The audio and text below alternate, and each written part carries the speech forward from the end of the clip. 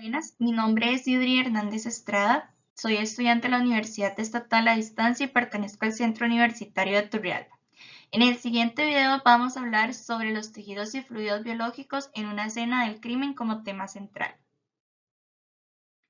Por lo que en una investigación judicial, la escena del crimen constituye un punto de partida para la reconstrucción de los hechos. Dentro de este contexto vamos a hallar el hallazgo y el análisis de los tejidos y fluidos biológicos como lo de la sangre, la saliva, el semen, el sudor o fragmentos de piel que van a adquirir una importancia fundamental, ya que estos elementos pueden contener información científica clave sobre lo que ocurrió, por lo que su adecuada localización, recolección y análisis van a permitir establecer vínculos entre la víctima, el sospechoso y el lugar de los hechos. Estos indicios nos van a ayudar a confirmar la presencia de una persona en la escena, sino que también nos van a optar datos sobre la dinámica del evento, la forma en que se produjo la agresión o el contacto entre los involucrados. Además, mediante técnicas de laboratorio como el análisis genético, es posible identificar de manera precisa a los individuos relacionados con el hecho investigado, lo que va a fortalecer el valor probatorio de la evidencia dentro de este proceso judicial. Razón por la cual el manejo correcto de los tejidos y fluidos biológicos dentro de la escena resulta esencial para garantizar la confiabilidad de la investigación.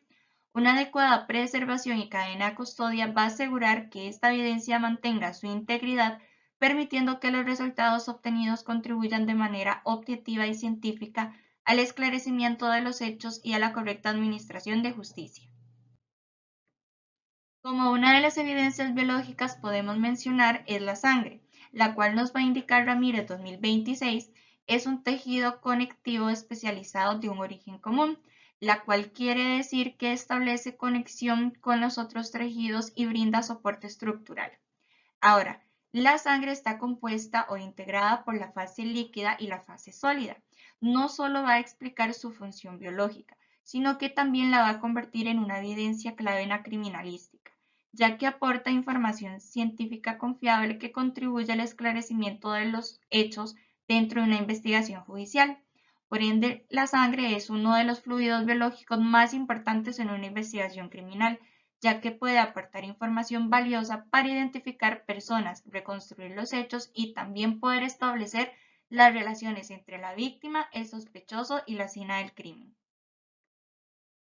Otra evidencia biológica es el semen, el cual según Ramírez 2026 es un líquido viscoso de color blanquecino que es expulsado a través de la uretra durante la eyaculación y producido por el aparato reproductor masculino, el cual está compuesto además por dos elementos como los espermatozoides producidos en los testículos y el plasma seminal, que es el líquido que transporta a los espermatozoides formado por las secreciones de las diferentes glándulas del aparato reproductor masculino. Dicho esto, el semen es un indicio biológico de gran valor en la investigación forense porque puede encontrarse en prendas de vestir, sábanas, preservativos, superficies o bien en el cuerpo de la víctima. A través de estas pruebas de laboratorios es posible confirmar la presencia del semen y dar así con sus componentes y poder extraer el ADN para comparar con muestras de sospechosos.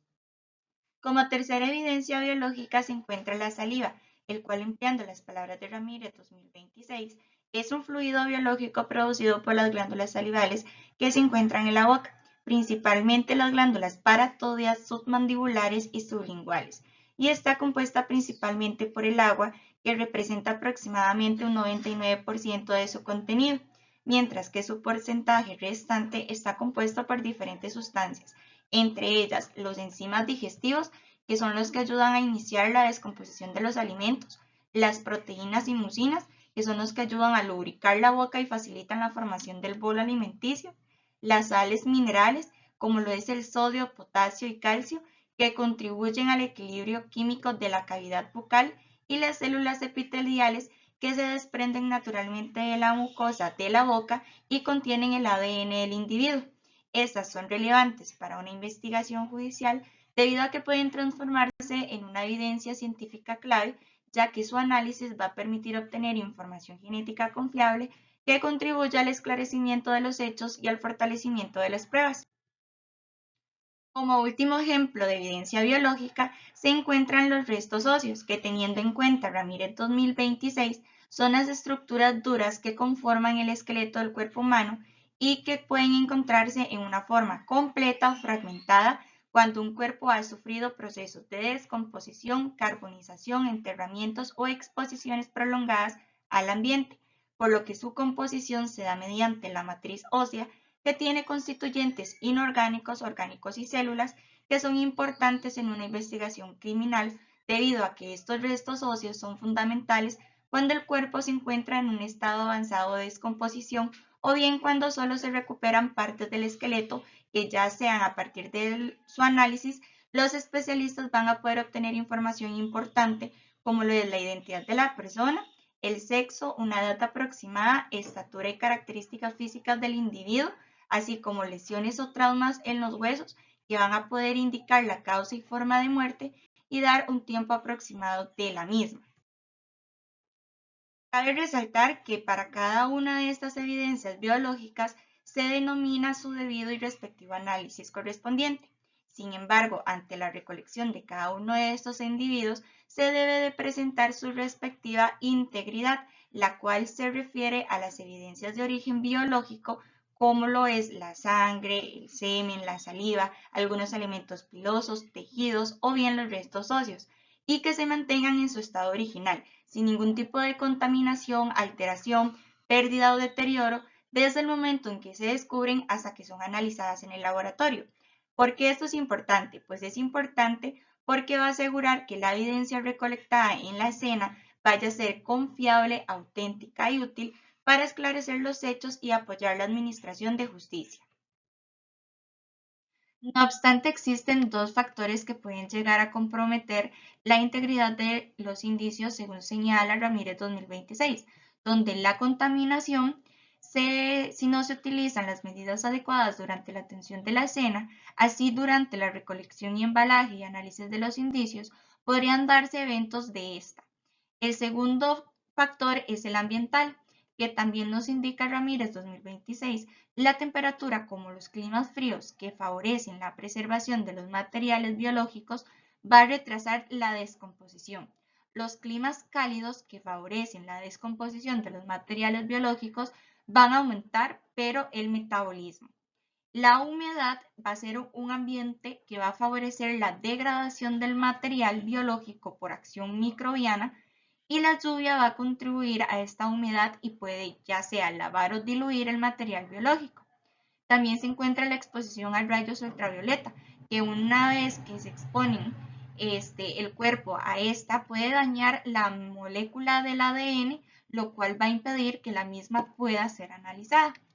Dicho esto, un claro ejemplo de contaminación es cuando se presenta el incumplimiento de la protección de bioseguridad o el manejo inadecuado de la recolección y embalaje de indicios. ¿Esto por qué? Pues debido a que al no utilizarse correctamente, se va a dar la presencia de material personal, como por ejemplo los elementos pilosos o los fluidos biológicos del investigador, ya sean marcas de calzado en diversas partes que puedan dañar o alterar la escena, y los embalajes incorrectos van a tener pérdida de evidencia. Por otro lado, el factor ambiental es cuando ocurre una escena del crimen y se encuentra al aire libre. Y en esta comienza a llover, pues la lluvia puede llegar a diluir o arrastrar manchas de sangre, borrando las huellas de calzado o dispersar los restos biológicos presentes en el suelo. Como consecuencia de esto, para la evidencia puede perderse y volverse un poco más difícil a la hora de analizar en el laboratorio. Por lo anteriormente señalado, la bioseguridad es el conjunto de normas, medidas y prácticas de protección que se utilizan para evitar el contacto con agentes biológicos que puedan llegar a causar tanto enfermedades como contaminaciones durante el manejo de las evidencias, muestras o materiales, buscando así proteger tanto al personal investigativo como a la evidencia tal. Ahora bien, si no se cumple el adecuado uso, se puede presenciar diferentes enfermedades transmitibles por fluidos biológicos. En este caso, Ramírez 2026 indica que el virus VIH daña el sistema inmunitario al destruir los glóbulos blancos que combaten las infecciones, además de correr el riesgo de contraer infecciones graves y ciertos tipos de cáncer, lo cual le puede provocar la muerte. Esto es transmitido por los fluidos biológicos, pero de la persona infectada. Por otro lado, la hepatitis B es una infección grave que afecta al hígado y puede resultar en daño hepático, cáncer hepático y muerte, también transmitida por contacto fluidos biológicos de la persona infectada. La tuberculosis también va a atacar los pulmones, aunque puede afectar otras partes del cuerpo como los riñones, la columna vertebral, el cerebro y se da por inhalaciones de las bacterias presentes en los fluidos biológicos de las personas infectadas. Por último, el tétano es una enfermedad infecciosa potencialmente mortal y su transmisión se da al ingresar la bacteria a través de las heridas, como por ejemplo puede ser al punzarse con un clavo oxidado. Ante estas enfermedades son necesarias diversas precauciones, como por ejemplo el limitar el número de personal en la escena del crimen. 2. El personal debe de estar vacunado contra el tétano y el hepatitis B. 3. Deben de utilizar el equipo de protección completo. 4. No comer ni beber durante la atención de la cena. Y 5. Si posee alguna lesión, debe de utilizar doble de esta, según lo indica Ramírez 2026.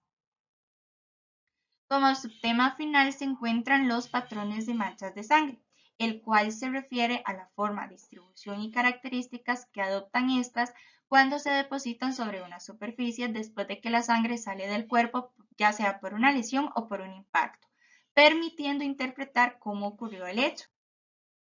Dentro de este podemos encontrar las características, las cuales se pueden mencionar según la información que contiene la mancha como resultado. Es decir, se puede obtener por la ubicación, el ángulo de dirección, movimiento y cantidad, según sea su marca. También se encuentra la textura de la superficie, esto es que establece superficies que con mayor dureza y no porosa, como lo es el vidrio, no van a producir mayor salpicadura, o sea, va a ser menor la cantidad, mientras que las superficies rugosas, como el concreto, producen manchas irregulares. Por último, con la dirección es posible estudiar la forma de la mancha de sangre y el ángulo de impacto corresponde al ángulo formado entre la trayectoria de una gota de sangre y la superficie que contacta, según Ramírez 2026. En base a esto se presentan algunos ejemplos en relación a los patrones de manchas de sangre. Entre estos podemos encontrar, según Ramírez 2026, el patrón de spray arterial, que es cuando la víctima sufre una lesión en una arteria principal o en el corazón. También indica Ramírez 2026 el patrón cast-off, que tal se aprecia en la imagen es cuando un objeto que contiene sangre arroja pequeñas partículas a otras superficies. Por otro lado, el patrón de expiración se crea mediante la producción de la sangre, la cual es expulsada ya sea de la boca, de la nariz o del sistema respiratorio como resultado de la presión del aire. Otros claros ejemplos son el patrón de contacto, que empleando las palabras de Ramírez 2026, es cuando una superficie que contiene sangre húmeda entra en contacto con otra superficie, tal como se puede apreciar en la imagen. No obstante, también está el camino de goteo, que es formado por el goteo de sangre de una superficie o persona en movimiento en un camino reconocible y separado de otros patrones. También cabe resaltar que existen otras morfologías como el típico charco de sangre o el escurrimiento o fluido. Para finalizar y en resumen, se puede mencionar que la evidencia biológica permite dar con la identificación de las personas mediante los indicios recolectados y valorados que una vez analizados se van a convertir en evidencias contundentes. Por otro lado, la integridad de los indicios biológicos, que es la que se encarga de asegurar, resguardar y proteger cada uno de estos elementos fundamentales que suelen ser parte importante para una adecuada cadena de custodia para poder llegar a dar así fe y credibilidad de los hechos, y que las evidencias biológicas como el semen, la saliva y los restos óseos y los patrones de manchas de sangre llegan a ser importantes ya que sirven para esclarecer y determinar la posición de las personas, tipos de violencias aplicadas entre los componentes importantes. Por lo tanto, va a ser importante la bioseguridad, que es un pilar fundamental para que cada uno de estos temas se pueda completar, ya que protege no solo la evidencia como tal, sino que también va a proteger lo que es a la investigadora o investigadora como ente ante cualquier contaminación o enfermedad. Muchas gracias.